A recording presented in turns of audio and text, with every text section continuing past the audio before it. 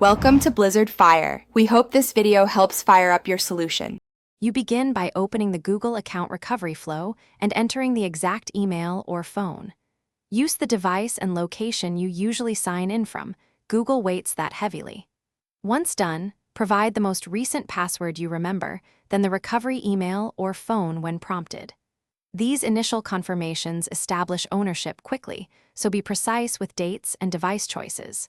If you don't remember, estimate Google accepts close matches and will ask follow-ups based on your answers. Next, verify using the contact methods Google offers. Enter codes from SMS or the recovery email link as soon as they arrive. If you don't receive a code, try call instead and check all folders in the recovery inbox. Then fill in account-specific prompts. When you created the account, the last password and devices you used. These details let Google correlate activity patterns. Make sure to be consistent. Small mismatches are tolerated, but large discrepancies may trigger additional checks.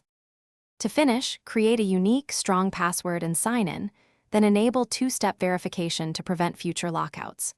Once inside, review recent security events, connected apps and devices, revoke anything unfamiliar. If Google denies recovery, wait 24 to 72 hours and retry with more exact info or newer device/location signals. Troubleshooting tip: if you're repeatedly blocked, try again from a device you used to sign in previously and from the same Wi-Fi.